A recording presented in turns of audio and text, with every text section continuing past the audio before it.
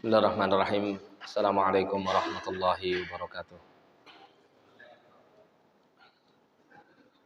Tes. Hati. Apa?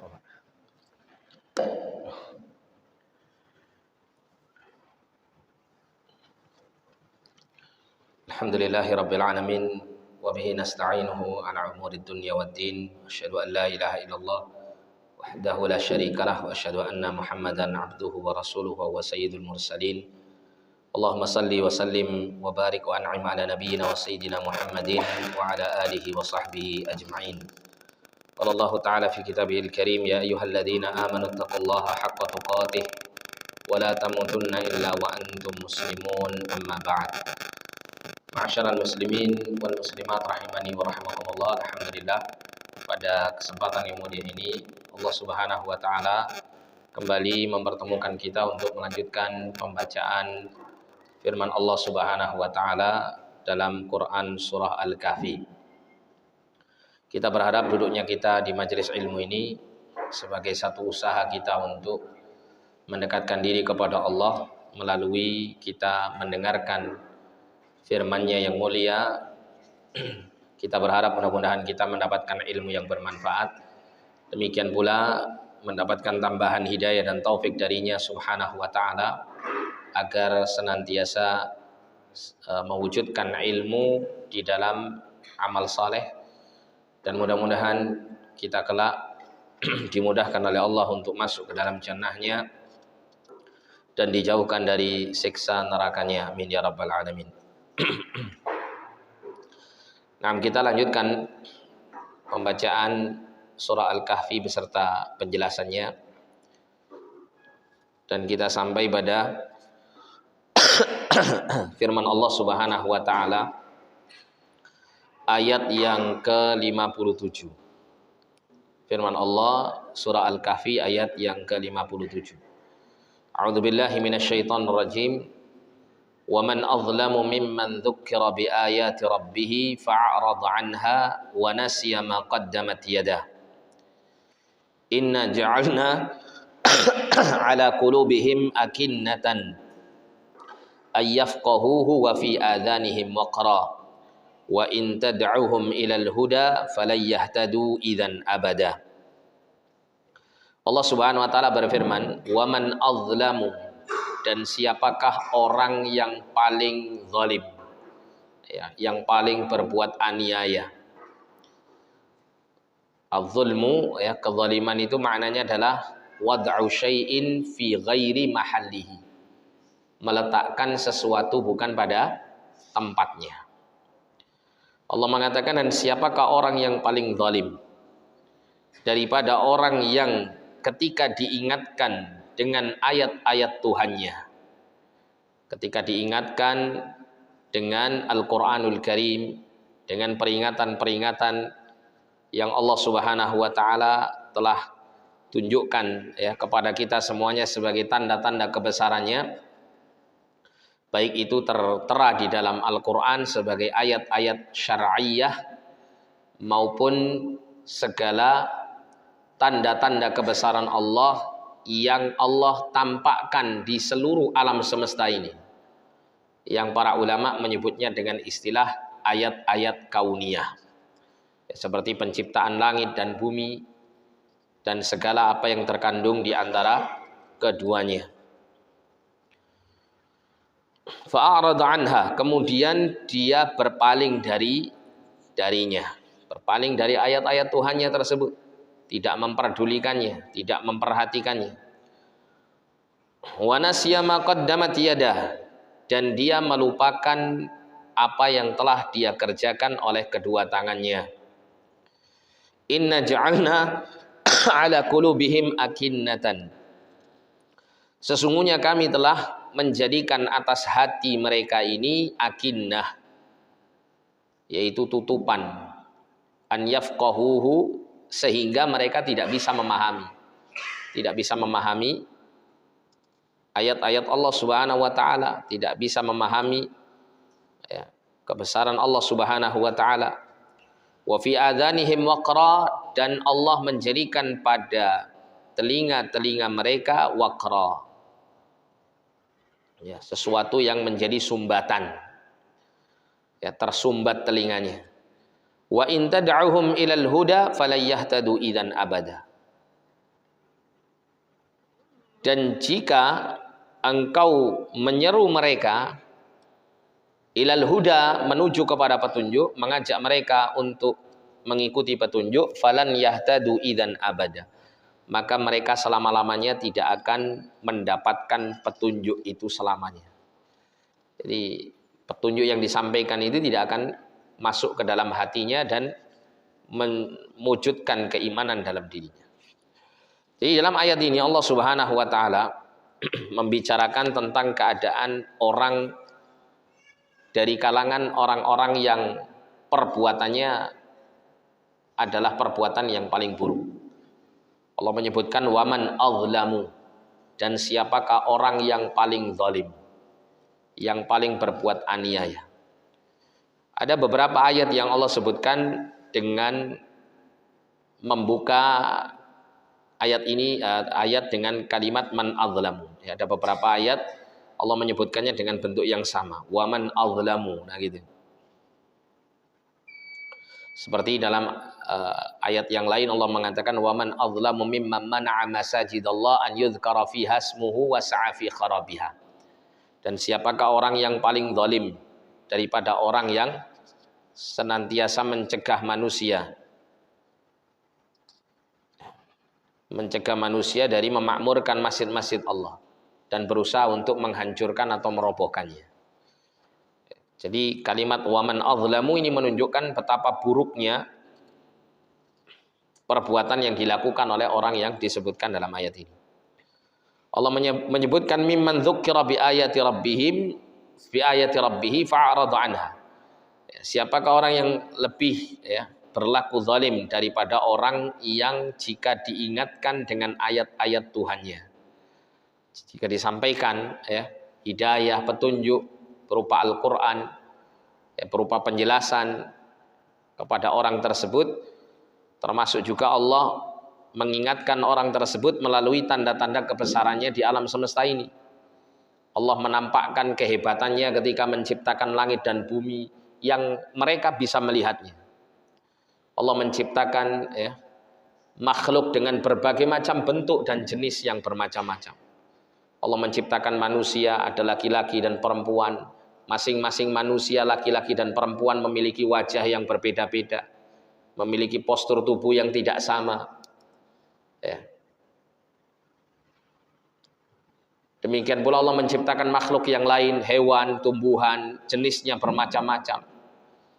Semua itu adalah sebagai tanda-tanda kauniyah, tanda-tanda kebesaran Allah yang tersebar di alam semesta. Yang seharusnya bagi orang-orang yang memperhatikan itu semuanya akan mengantarkan mereka untuk mengikuti hidayah Allah Subhanahu wa taala, untuk beriman kepada Allah dan mengikuti petunjuknya melalui apa yang dibawa oleh Rasulnya sallallahu alaihi wasallam. Namun ternyata mereka tidak memperdulikan itu semuanya. Fa'arada anha, mereka berpaling, enggak peduli. Tidak mau membaca ayat Al-Quran, tidak mau mempelajari agama Islam, dan tidak pula mau memperhatikan alam semesta ini, sehingga sama sekali hatinya tidak tergerak untuk beriman kepada Allah. Hatinya tidak tergerak untuk mengikuti petunjuk Allah dan Rasulnya. Ya, kita lihat Pak, betapa banyak orang itu yang hidupnya seperti itu. Dia tidak peduli dengan kitab suci yang dimilikinya, tapi mengaku dirinya Muslim. Dia tidak peduli dengan ibadah yang diperintahkan di dalam syariatnya, tapi dia mengaku dirinya Muslim. Nah, tentunya orang yang demikian ini tidak layak untuk membanggakan dirinya sebagai Muslim, karena seorang Muslim itu terikat dengan perintah Allah, terikat dengan larangan Allah yang harus dia tinggalkan, terikat dengan keimanannya kepada Allah Subhanahu wa taala.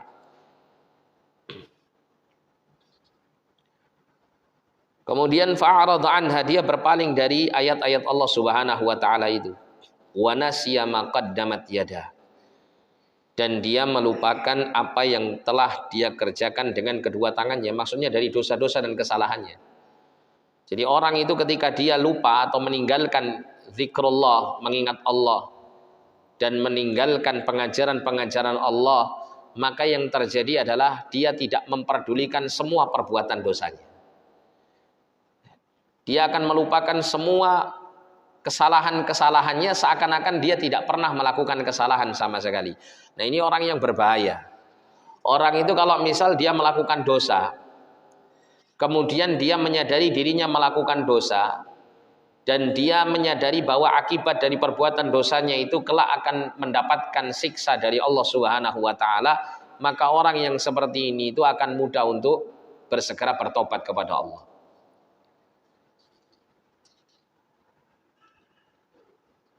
Jadi orang-orang yang demikian ya, dia akan mudah untuk bertobat kepada Allah karena dia menyadari kesalahan-kesalahannya. Berbeda dengan orang-orang yang tidak memperdulikan ya keadaan dirinya ketika dia melakukan perbuatan dosa. Dan dia tidak memperdulikan akibat yang akan dia rasakan nanti di akhirat ketika dia melakukan perbuatan dosa ini.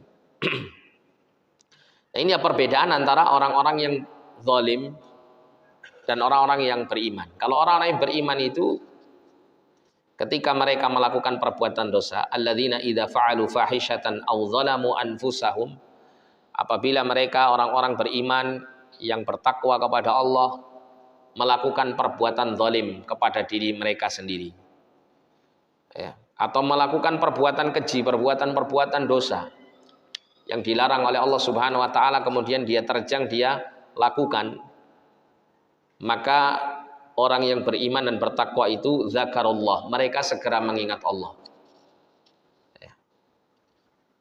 Alladzina idza fa'alu fahishatan aw zalamu anfusahum zakarullah fastaghfara lidzunubihim. Ya, ketika mereka mengingat Allah Subhanahu wa taala, mereka meninggalkan dosa-dosa mereka, bersegera menghentikan perbuatan salah mereka, dan bersegera untuk meminta ampun kepada Allah. Ini orang-orang beriman. Jadi bukan berarti manusia itu dituntut untuk selalu bebas dari perbuatan dosa. Tidak mungkin manusia bisa mengerjakan hal ini. Memang tiap-tiap kita diperintahkan untuk meninggalkan perbuatan dosa. Tapi tiap-tiap kita tidak mungkin untuk bisa meninggalkan dosa sama sekali. Karena manusia itu mahalul khata' wan nisyan, tempat banyak melakukan kesalahan dan lupa. Nah, sehingga ketika manusia itu melakukan kesalahan, jika dia segera memperbaiki kesalahannya, maka inilah manusia terbaik. Kullu bani Adam khata'un wa khairul khata'ina tawwabun. Kata Nabi SAW, setiap anak keturunan Adam itu khata', banyak melakukan salah. Tidak sekali, tidak dua kali, berkali-kali. Wa khairul khata'ina tawwabun. Dan sebaik-baik orang yang banyak berbuat salah, maksudnya apa? Sebaik-baik manusia. Karena tiap-tiap manusia itu selalu melakukan dosa dan kesalahan. Siapa yang menjadi sebaik-baik manusia itu adalah at-tawwabun, orang-orang yang sering terus-menerus melakukan tawab, terus-menerus melakukan taubat, selalu memohon ampun kepada Allah, selalu memperbaiki diri ketika bersalah, selalu mengiringi kesalahan dan dosanya dengan amal-amal saleh setelahnya. Inilah orang-orang yang terbaik. Nah, inilah sifatnya orang-orang beriman yang bertakwa kepada Allah.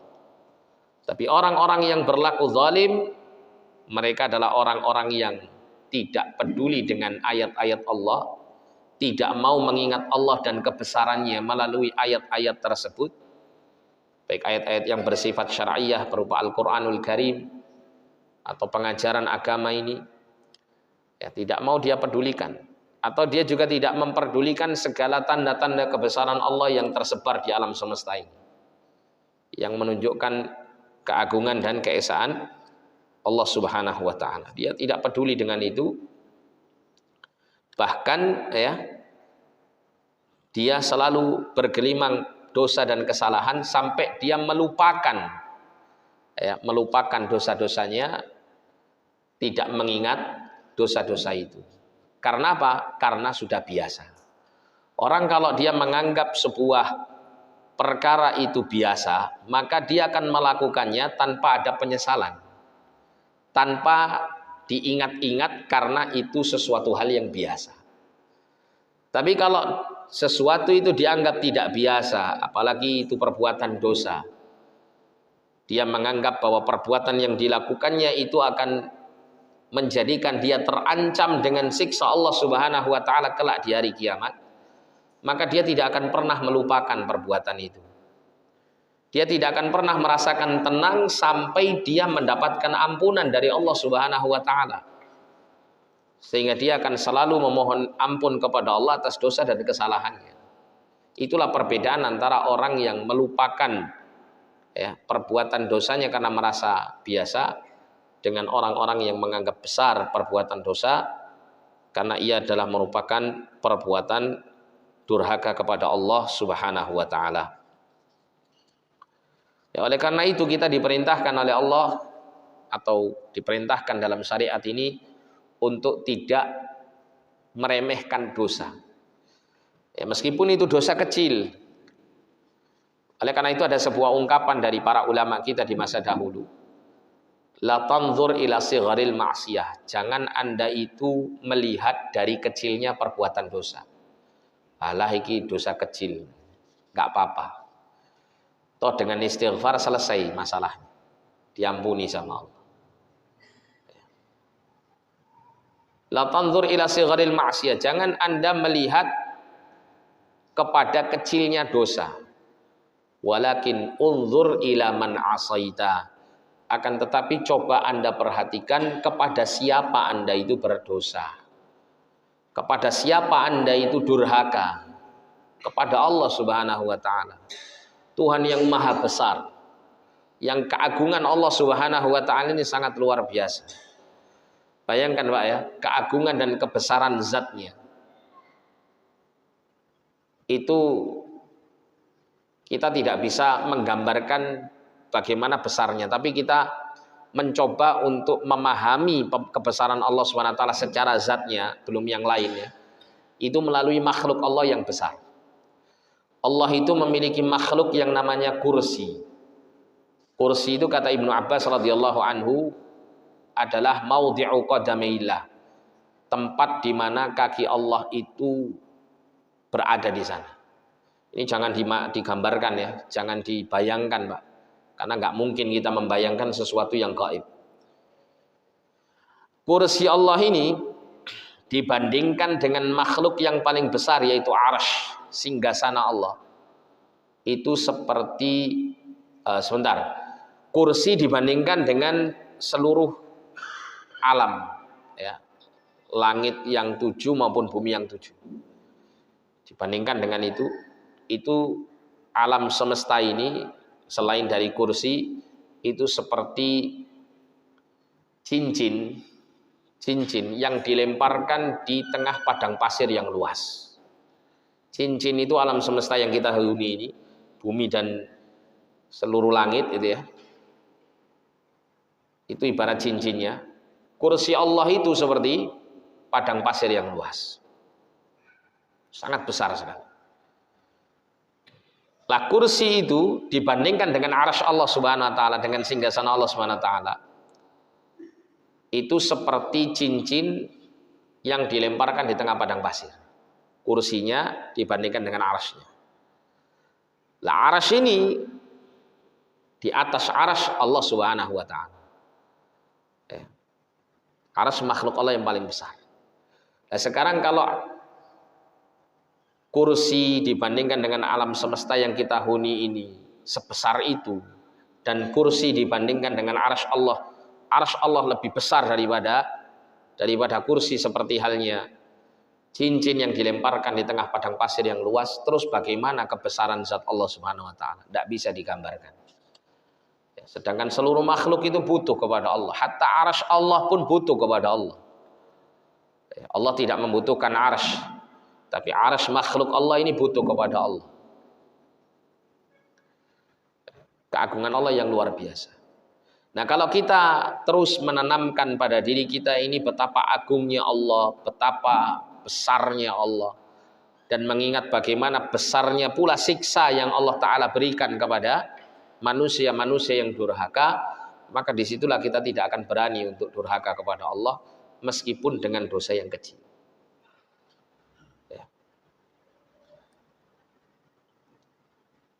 Kemudian dikatakan di sini inna ja'alna ala qulubihim akinnatan, sesungguhnya kami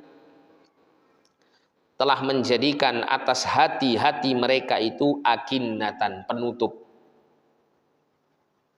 Jadi kondisi orang-orang yang menolak hidayah, kondisi orang-orang yang menjauhkan diri dari sumber hidayah, dari sumber petunjuk berupa ayat-ayat syar'iyah maupun kauniyah tadi, berpaling dari diingatkan untuk ingat kepada Allah Subhanahu wa taala melalui ayat-ayat Allah Subhanahu wa taala, maka Allah akan semakin menyesatkan orang ini. Jadi sebab kita tersesat itu, Pak, itu adalah sesuai dengan apa yang kita telah lakukan. Ketika hati kita itu cenderung kepada kesesatan, disitulah kita akan mendapatkan kesesatan Allah, kesesatan yang Allah berikan. Tapi kalau hati kita ini cenderung kepada hidayah, disitulah kemudian Allah akan membuka pintu hidayah selebar-lebarnya. Oleh karena itu ada orang-orang kafir di luar Islam, tapi keinginan dia untuk mendapatkan hidayah dari Allah Subhanahu wa taala itu sangat besar sekali. Sehingga ketika dia mendapatkan kejanggalan pada agamanya, dia berusaha untuk mencari jalan hidayah mana dari sekian agama itu yang benar. Dia terus pelajari satu agama dari agama yang lain. Sampai pada akhirnya Allah tuntun dia di atas hidayah sampai dia bertemu dengan Islam. Betapa banyak orang masuk Islam dari agama-agama yang lainnya itu karena sebab mencari hidayah. Disitulah ketika seseorang menempuh sebab untuk meraih hidayah, Allah berikan hidayah. Tapi kalau hati kita kecenderungannya kepada kesesatan, ya nanti Allah kasih jalan menuju kesesatan. Ya. Inilah balasan yang Allah berikan. Ketika seseorang melakukan suatu dosa, maka Allah akan memberikan balasan sesuai dengan jenis dosanya. Al-jaza'u min jinsil amal, istilah kaidah yang dibuat oleh para ulama adalah balasan itu sesuai dengan jenis amalnya. Kalau amalnya itu adalah kecenderungannya kepada kesesatan, maka Allah akan beri jalan kesesatan. Kalau kecenderungan dia ingin meraih hidayah, maka Allah beri hidayah. Dan hidayah itu sangat penting, Pak. Saking pentingnya kita diperintahkan dalam sholat itu selalu meminta hidayah. Dalam surah Al-Fatihah Allah mengatakan ihdinas siratal mustaqim. Tunjukkan kepada kami jalan yang lurus. Kita memohon kepada Allah di situ hidayah sekaligus menetapi hidayah. Supaya terus di atas hidayah. Karena ada orang itu yang awalnya dapat hidayah, tapi kemudian kecenderungan hatinya ternyata tertarik dengan kesesatan. Akhirnya hidayah yang seharusnya dia pertahankan ternyata tercabut dari dirinya. Allah berfirman dalam surah Al-Qur'an, dalam salah satu ayat dalam surah Al-Jathiyah, Allah mengatakan wa adallahu Allahu ala ilmin, dan Allah itu menyesatkan seorang hamba di atas ilmu. Salah satu penafsirannya adalah ketika seseorang itu sudah mengetahui kebenaran, tiba-tiba Allah menyesatkannya. Kenapa? Karena kecenderungan hatinya menuju kepada kesesatan dibandingkan kebenaran yang sudah dia ketahui. Jadi hidayah itu penting untuk selalu kita minta dan selalu kita jadikan sebagai pegangan dalam hidup. Namun kemudian kita juga dituntut untuk selalu berpegang teguh dengan hidayah itu sampai kita mati menghadap Allah. Sehingga yang kita minta harus dua, mohon hidayah kepada Allah, dan yang kedua mohon supaya dipertahankan di atas hidayah sampai mati. Itu yang selalu kita minta dalam kalimat ihdinas siratal mustaqim. Nah, ketika Allah Subhanahu wa taala mengingatkan kepada hambanya untuk kembali ke jalan yang lurus melalui ayat-ayat Allah, melalui peringatan-peringatan Allah Subhanahu wa taala, melalui Al-Qur'an, melalui diutusnya Rasul, termasuk juga melalui semua kebesaran Allah yang Allah tampakkan kepada dirinya, bahkan terkadang melalui apa yang Allah tetapkan untuk mengingatkan dirinya dalam kehidupan, entah Allah buat dia sakit, entah Allah buat dia bangkrut, entah Allah buat dia sengsara dan seterusnya, agar supaya dia ingat, dia sadar. Tapi ternyata itu semuanya tidak membuat dia sadar. Maka yang terjadi, karena dia telah memilih jalan kesesatannya, maka Allah semakin menambah keadaan dia supaya di atas kesesatan. Allah katakan dalam ayat ini, inna ja'alna ala qulubihim akinnatan, sesungguhnya kami telah menjadikan hati mereka itu penutup, an yafqahuhu, sehingga dia tidak bisa memahami jalan yang benar. Oleh karena itu Pak, kita ini diberikan potensi berupa mata, telinga, dan hati. Yang mana 3 potensi ini nanti ditanya oleh Allah. Sejauh mana kita menggunakan 3 potensi ini untuk mendapatkan hidayah, untuk memahami ilmu agama Allah ini. Jangan dikira orang itu kemudian berleha-leha, santai, tenang di rumah setelah menyelesaikan aktivitas dunianya, terus kemudian dia mungkin berada di samping masjid yang diserukan di situ ilmu, dipelajari di situ agama, ada majelis ilmu di situ. Nanti jangan salah, mereka-mereka yang tidak hadir atau tidak mau mengambil pelajaran atau hidayah dari tempat-tempat yang Allah takdirkan dekat dengan dia, itu terus kemudian dia tidak dimintai pertanggungjawaban oleh Allah. Dimintai pertanggungjawaban. Kamu bisa jalan ke masjid dekat rumahmu, di dekat rumahmu itu ada pengajian, ada ilmu yang disampaikan bersumber dari Quran dan Sunnah. Bukan mengajak kepada kesesatan, tapi mengajak kepada hidayah, mengajak untuk nambah iman, mengajak untuk nambah taat kepada Allah. Tapi kenapa langkah kakimu terhenti, tidak mau menghadirinya? Ditanya sama Allah SWT. Apa yang bisa kita siapkan untuk menjawab pertanyaan seperti ini? Enggak ya Allah, aku sepegel. Masa begitu nanti jawab? Enggak ya Allah, saya sudah cukup. Cukup sudah dapat hidayah, sudah jadi orang Islam. Masa begitu? Untuk urusan dunia saja kita selalu berdoa minta ditambah. Ya Allah, kalau pengen nambah suge, nambah duite, nambah omai, nambah kendaraan, kan begitu. Urusan dunia terus kita minta tambahan. Tapi kenapa untuk urusan hidayah yang menjadi bekal terbaik kita untuk menghadap Allah nantinya, kita tidak terus menambahnya atau tidak meminta tambahan kepada Allah. Nah, kondisi orang yang berpaling, yang menjauh, justru Allah jadikan dia semakin jauh. Dengan apa? Inna ja'alna ala qulubihim akinnatan an yafqahu. Kami menjadikan di dalam hati mereka itu ada penutup yang membuat mereka sudah tidak lagi bisa memahami agama ini, tidak bisa memahami hidayah. Jadi Anda mau berbusa-busa nyampaikan dalil gitu ya, itu dia nggak akan pernah bisa tergerak hatinya untuk memahami. Jangankan untuk menerima Pak, untuk memahami saja nggak bisa. Wah, ini sudah penyakit akut ini, sudah mati hatinya kalau sampai seperti ini. Sehingga sak rugi-rugi ini tiang niku ngeten niki. Kenapa? Karena kalau orang sudah tidak lagi menerima hidayah, mau pakai jalan apa dia mau masuk surga? Tidak ada. Jalan surga ini jalan hidayah. Kenapa kok kita selalu minta ihdinas siratal mustaqim? Karena nanti Pak, ketika kita nanti itu diwafatkan oleh Allah dan dibangkitkan pada hari kiamat, nanti kita melewati satu jalan namanya as-sirat, dan jalan itu lurus nyampe ke surga. Itulah as-siratal mustaqim yang hakiki, yang nanti Allah jadikan dia ada dan akan dilewati oleh orang-orang. Siapa yang bisa melewati siratal mustaqim itu dengan selamat sampai surga, yaitu orang yang menetapi as-siratal mustaqim di dunia. yang istiqomah tetap lurus di atas jalan yang lurus itu, tidak bengkok ke kanan dan tidak bengkok ke kiri, yang tetap terus menempuh jalan itu sampai dia mati menghadap Allah Subhanahu wa taala. Nah, jalan yang lurus itu apa? Ya agama ini. Ya, berupa ilmu yang bermanfaat dan amal yang saleh.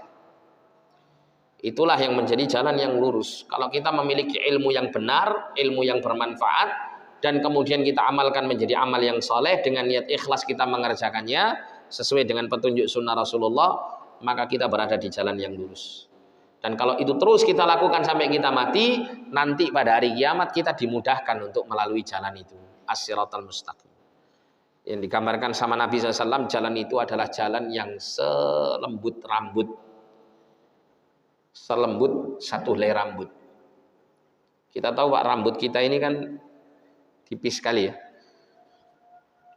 yang dibentangkan di atas jahanam dalam kondisi gelap. Cahaya yang ada pada saat itu hanyalah cahaya iman, cahaya yang dimiliki oleh orang-orang beriman sesuai dengan kadar keimanannya dan ketaatannya kepada Allah. Itulah yang akan bisa menerangi langkah kakinya. Kecepatan dia dalam melalui sirat dan keselamatan dia itu bergantung bagaimana kualitas dia menjaga siratal mustaqim di dunianya dulu. Itulah nanti yang akan menyelamatkan kita. Sudah jalannya sulit, kata Nabi, setajam sebilah pedang. Kemudian di kanan dan kirinya itu ada yang namanya al-galalib. Al-galalib itu pengait-pengait yang siap mengait orang yang berjalan di atasnya. Ada sebagian orang itu yang melewatinya dengan sangat cepat, seperti ya, kilat ya, seperti kilat. Ada yang kecepatannya itu seperti hembusan angin. Ada yang kecepatannya seperti kuda yang berlari. Ada juga yang saking lambatnya dia hanya bisa berjalan. Ada lagi yang lebih parah, dia merangkak. Sampai surganya berapa lama? Ada orang yang berjalan, di tengah jalan itu dia tergelincir masuk ke dalam jahanam. Wal'iyadzubillah. Belum dia mencium aroma surga, di tengah jalan dia sudah tergelincir masuk ke dalam api jahanam. Ada juga orang itu yang terkena al-galalib, pengait-pengait di kanan dan kiri. Ada yang jatuh ya, terkena pengait itu, ada yang tidak jatuh sampai di kontoro jembatan menuju surga, dia dalam kondisi terluka parah. Itu semuanya ya, menggambarkan bagaimana kualitas dia dalam menjaga as-siratal mustaqim, hidayah dikala dia hidup di dunia. Ini penjelasan yang disampaikan oleh Imam Ibnu Qayyim rahimahullah dalam kaitannya dengan hal ini. Jadi seperti itu, Pak. Jadi mumpung kita hidup di dunia masih diberikan modal oleh Allah untuk meraup pahala yang banyak, meminimalisir dosa dan bahkan memohon ampun untuk mendapatkan ampunan dari Allah Subhanahu wa taala dari dosa-dosa, segera kita perbaiki diri. Segera untuk meminta tambahan hidayah untuk selalu kokoh di atas hidayah itu sampai kita mati di atas. Nabi SAW itu sering Pak menyebut, ya muqallibal qulub tsabbit qalbi ala dinik. Wahai Tuhan yang bolak-balikkan hatiku, kokohkan hatiku di atas agama. Sampai para sahabat itu sampai merasa nggak nyaman. Para sahabat bertanya, wahai Rasulullah, apakah Anda itu merasa khawatir ya dengan keimanan kami yang telah kami beriman kepadamu? Apakah Anda khawatir wahai Rasulullah jika kemudian kami beriman dan kemudian kami kembali kepada kekufuran? Nabi menjelaskan bahwa manusia itu hatinya itu baina usbu'aini min asabi'ir rahman, di antara dua jari dari jari-jari Allah yang Maha Pemurah. Yuqallibuha kaifa syaa. Allah itu membolak-balikkan hati manusia ini sesuai dengan kehendaknya. Jika Allah menghendaki hati itu diarahkan kepada kebenaran, maka dia akan selalu di atas kebenaran. Tapi ketika Allah membaliknya di atas jalan yang buruk, maka disitulah dia akan menempuh jalan yang buruk. Oleh karena itu Nabi tidak pernah lupa untuk selalu berdoa, ya muqallibal qulub tsabbit qalbi ala dinik. Wahai Tuhan yang membolak-balikkan hati, kokohkan hatiku di atas agama. Kita terus perlu untuk berdoa seperti ini. Karena kita nggak tahu akhir hayat kita ini kita tetap di atas hidayah, di atas Islam ataukah tidak. Itu yang membuat kita ini khawatir. Kalau kita nggak pernah merasa khawatir tentang hal ini, Pak, bisa-bisa wal'iyadzubillah kita melakukan hal-hal yang membuat kita ini batal syahadatnya tapi kita tidak merasa. Itu kan bahaya sekali. Jadi kita kembali di sini bahwa orang yang kecenderungannya kepada kesesatan, menolak hidayah, maka Allah akan semakin menjadikan dia tersesat dengan Allah menutup hati mereka, wa fi adzanihim waqra. Dan Allah menjadikan pada telinga-telinga mereka itu ada sumbatan. Seakan-akan mereka tidak mendengar sama sekali.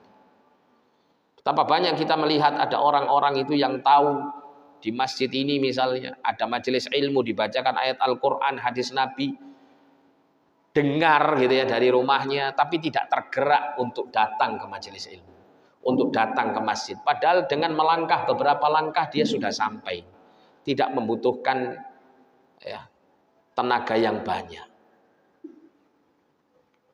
Tapi tidak terjadi. Dan bahkan terkadang suara-suara yang terdengar ini, kita bacakan ayat Al-Quran, hadis Nabi, itu seperti sesuatu yang lewat begitu saja. Atau terkadang sama sekali tidak dipedulikan karena seakan-akan ada sumbatan dalam telinga, gak kerungu. Tapi bayangkan Pak, orang itu kalau dia benar-benar perhatian dengan agama, subhanallah. Saya teringat ada kisah yang secara langsung saya ketahui. Saya punya seorang nenek dulu. Nenek saya waktu itu masih tidak terlalu tua meninggalnya, sekitar usia 50-an tahun, belum 60-an tahun, nenek saya sudah kena penyakit diabetes, terus kemudian meninggal. Ketika beliau sudah terkena penyakit diabetes ini, Pak, nenek saya itu tuli telinganya, gak dengar. Jadi kalau ngomong, itu harus teriak-teriak di samping telinga nenek saya baru terdengar, itu pun suaranya akan terdengar lirih bagi nenek saya. Sehingga sering nenek saya itu sambil melihat mulut orang yang ngajak bicara itu untuk memahami apa yang disampaikan. Suatu ketika di siang hari, saya waktu itu masih ingat betul, sampai sekarang itu saya jadi heran. Nenek saya ini Masya Allah rajin untuk sholat, rajin untuk ibadah. Ketika itu nenek saya bilang di siang hari, waktu zuhur. Jadi saya nggak dengar suara adzan sama sekali. Nenek saya itu bilang, "Le, iki adzan sholat opo?" Saya bingung. Mana ada suara adzan? Terus saya diam gini, Pak. Saya diam sambil saya coba konsentrasi. Mungkin ada suara tapi nggak dengar. Ternyata betul ada suara adzan itu sangat jauh sekali. Kedengarannya itu nggak jelas, tapi kedengaran, cuman sangat jauh sekali. Saya mikir, mosok mbahku iki sing tuli koyok ngene kerungu, aku sing gak popo gak kerungu gitu. Akhirnya saya bilang niki azan zuhur. Artinya gini, saya menangkap di sini satu pelajaran. Artinya jika orang itu cenderung kepada hidayah, Allah akan berikan hidayah itu meskipun jalannya sulit. Allah mudahkan untuk dia meraih hidayah. Tapi kalau orang itu tidak menginginkan hidayah, meskipun tampak di hadapan mata ini jalan untuk meraih hidayah itu sangat gampang, tetap dia tidak akan pernah dapat hidayah. Inilah ya bagaimana balasan yang Allah berikan kepada tiap-tiap manusia. Dan alhamdulillah kalau nenek saya itu ceritanya ya sampai meninggal itu Masya Allah Pak, meninggal di hari Jumat ya, kemudian disolati oleh banyak orang karena kebetulan pada saat itu wayai tiang-tiang mantun sholat Jumat itu langsung. Kemudian pada saat meninggal itu tampak ya nenek saya itu tersenyum dan mengucapkan lafaz Allah ya, mungkin ingin mengucapkan la ilaha illallah tapi kemampuannya hanya mengucapkan Allah. Dengan tersenyum beliau meninggal dunia. Di sinilah hidayah, pentingnya hidayah itu. Nah, kita ini nggak tahu nanti akhir hayat kita ini kita tutup dengan cara bagaimana. Makanya dengan kita selalu memohon ihdinas siratal mustaqim, harapan kita untuk selalu apa? Kokoh di atas hidayah ini. Kita kembali di sini Allah mengatakan wa in tad'uhum ilal huda falayahtadu idzan abada. Dan jika kamu menyeru mereka, mengajak mereka untuk menuju kepada petunjuk, diajak untuk beragama dengan baik, ya, mengamalkan syariat, mengajak untuk beribadah, untuk taat kepada Allah, mengajak untuk menambah hidayah, menambah iman, falan yahtadu idzan abada. Maka mereka tidak akan mendapat petunjuk selama-lamanya. Nah, ini kalau Allah sudah menyesatkan manusia, Pak, tidak ada satupun manusia yang bisa memberikan petunjuk kepadanya. Tapi sebaliknya kalau orang itu diberikan hidayah oleh Allah, diberikan petunjuk, maka juga tidak akan ada satupun orang yang bisa menyesatkannya selain Allah. Oleh karena itu pentingnya kita selalu mohon hidayah, karena kalau sudah hidayah itu diberikan oleh Allah, sudah aman dia dari kesesatan. Sesuai dengan kehendak Allah SWT. Tapi kalau orang itu sudah menutup pintu hatinya untuk menerima hidayah, tidak peduli dengan hidayah, maka yang terjadi adalah dia akan semakin dijauhkan. Ada banyak ya anggapan orang, Pak. Mereka sebagian orang memilih untuk lebih baik saya nggak banyak tahu tentang agama daripada banyak tahu tentang agama. Alasannya apa? Alasannya kalau aku iki ngerti ya tentang banyak perintah Allah dan larangan Allah, nanti tentu tuntutan kepada saya semakin banyak. Tapi kalau saya banyak nggak ngerti tentang perintah dan larangan Allah, banyak nggak ngerti tentang agama, maka tuntutan saya nanti di hadapan Allah sedikit. Nah, ini keliru. Ini keliru. Karena orang itu tidak tahu itu ada dua. Ketidaktahuan yang mendapat uzur, mendapat maaf dari sisi Allah. Dan kebodohan yang tidak diberi maaf oleh Allah SWT. Yang diberi maaf oleh Allah SWT adalah orang itu dikala dia terus menambah hidayah, berusaha menambah hidayah, tapi dalam suatu keadaan ada petunjuk yang belum dia ketahui. Sehingga mungkin dia meninggalkan petunjuk itu atau mungkin melanggar petunjuk itu. Disitulah dia diberi maaf. Kenapa? Karena dia selalu berusaha untuk meniti jalan hidayah. Misalnya dia masih terus belajar dan terus berusaha mengamalkan agama ini, tapi ada kewajiban yang luput, yang belum dia ketahui. Entah bab pelajarannya belum sampai sana, atau mungkin dia sudah banyak belajar tapi untuk bab ini belum tersampaikan kepada dia, sehingga dia meninggalkan kewajiban itu. Maka yang seperti ini keadaannya itu dimaafkan sama Allah SWT. Tidak apa-apa. Tapi kalau orang itu sudah sejak awal sengaja kepingin dadi wong bodoh nuwun sewu, tidak mau belajar agama, tidak peduli dengan agama, maka yang seperti ini tidak diberi uzur oleh Allah, tidak diberi maaf sama Allah. Kenapa? Karena kita ini diberi potensi yang sama oleh Allah, kemampuan untuk memahami, pendengaran, penglihatan, dan hati untuk berpikir. Semua itu diminta oleh Allah SWT untuk digunakan memahami agama. Makanya Allah SWT mengatakan walaqad dzara'na ya jahannama ya, sungguh kami akan memenuhi neraka jahanam itu minal jinni wal ins, dari kalangan jin dan manusia. Seperti apa sifat orang-orang yang memenuhi neraka jahanam itu? Lahum qulubun la yafqahuna biha. Mereka punya hati tapi tidak mau memahami ayat-ayat Allah. Lahum a'yunun la yubsiruna biha. Mereka punya mata enggak mau melihat ayat-ayat Allah. Walahum adzanun la yasma'una biha. Mereka punya telinga tapi tidak mau mendengar ayat-ayat Allah. Mereka punya potensi untuk mendapat hidayah tapi tidak digunakan potensi itu dengan sengaja untuk mendapat hidayah. Kata Allah ulaika kal an'am bal hum adall. mereka itu keadaan hidupnya seperti hewan ternak. Hewan ternak itu gimana sih Pak hidupnya?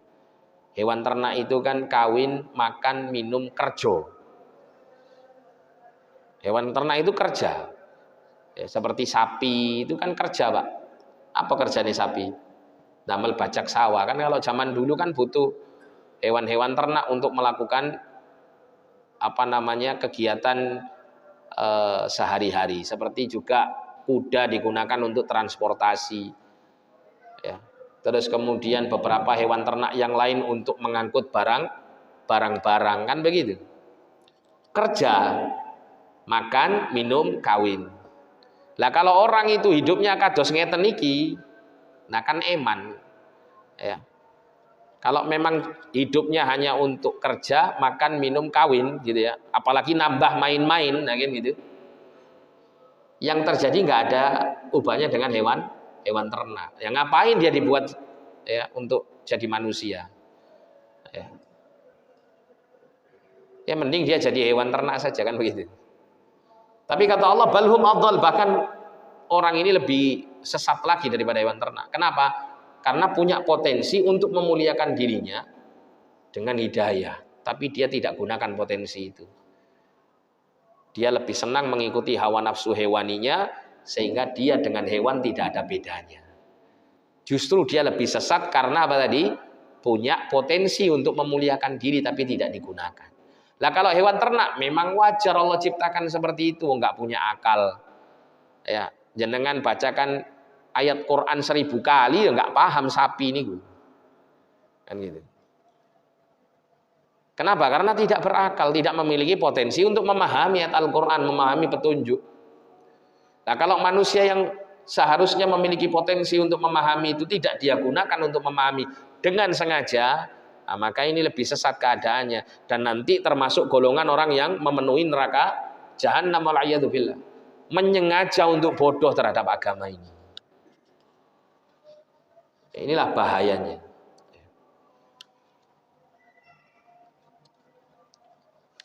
Nah sehingga yang terjadi adalah justru dia jauh dari al-hidayah.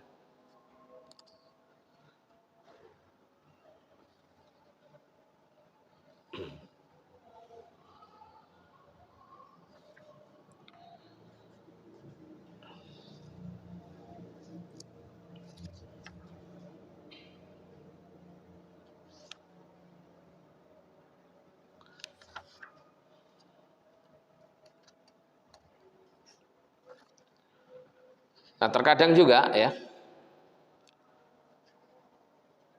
seseorang itu dia tersesat karena dia terus membiasakan diri untuk melakukan dosa-dosa. Terkadang kesesatan itu karena sebab ini. Ada orang itu dari awal dia memang tidak mau menerima hidayah, menolak hidayah, sehingga Allah tutup hatinya. Sudah tidak lagi sampai hidayah itu masuk ke dalam hati. Ada juga orang itu yang awalnya dia di atas hidayah, tapi ketika mulai cenderung untuk melakukan dosa-dosa, mulailah di situ hidayahnya mulai terkikis. Dan kalau dia terus gemar melakukan dosa, tidak segera memperbaiki diri, kondisinya lambat laun dia akan digiring oleh dosa-dosanya menuju kepada kekufuran. Wal'iyadzubillah. Sebaliknya orang itu kalau dia terus melakukan kebaikan-kebaikan, maka akan mengantarkan kepada kebaikan yang berikutnya sampai membuat dia kokoh di atas hidayah. Nah, sehingga untuk tetap kokoh di atas hidayah, selain terus memohon pertolongan kepada Allah, maka juga untuk senantiasa melakukan kebaikan, dan kalau terjerumus dalam kesalahan dan dosa, segera untuk memperbaiki diri. Oleh karena itu dalam Al-Quran itu Allah memerintahkan fastaqimu ilaihi wastaghfiru. Teruslah kamu beristiqomah di atasnya, jalan yang lurus, dan mohonlah ampun kepada Allah atas dosa-dosa. Karena nggak ada orang sekali lagi yang terus menerus dalam keadaan lurus, terus menerus dalam keadaan di atas jalan yang benar. Tapi mesti pernah terjerumus ke dalam kesalahan, dan kesalahan itu ditambal dengan istighfar.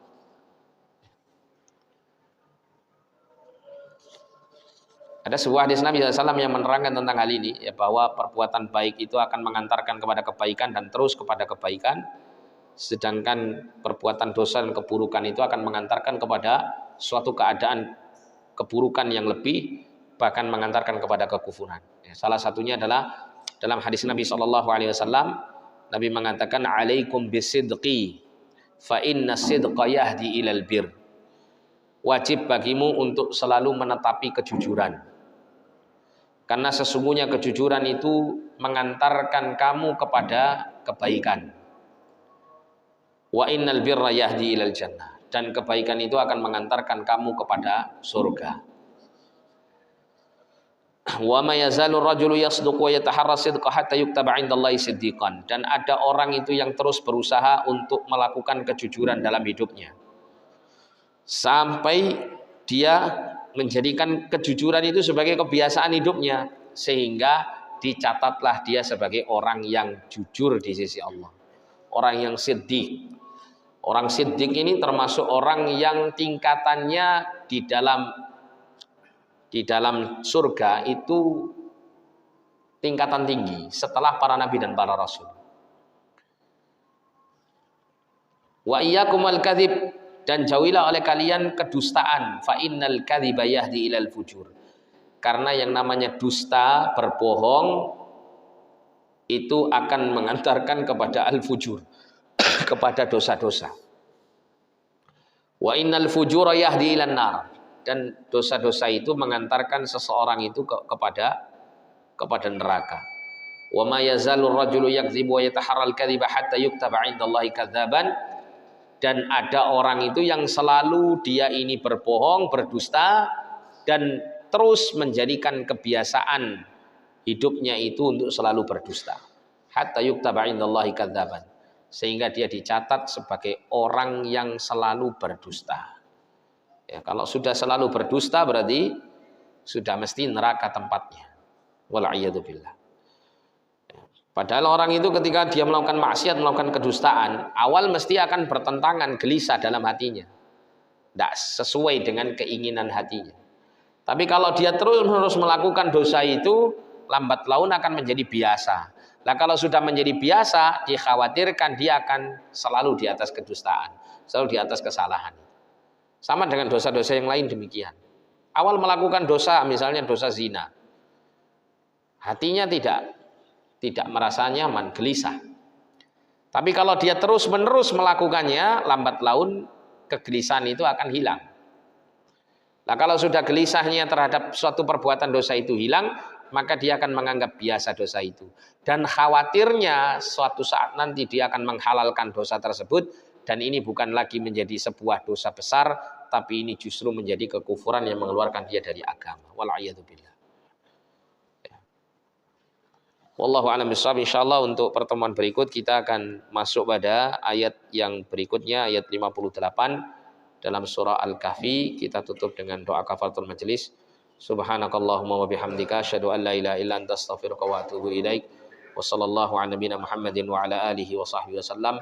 Wa akhiru da'wana alhamdulillahi rabbil alamin wa lafu minkum. Assalamu alaikum warahmatullahi wabarakatuh.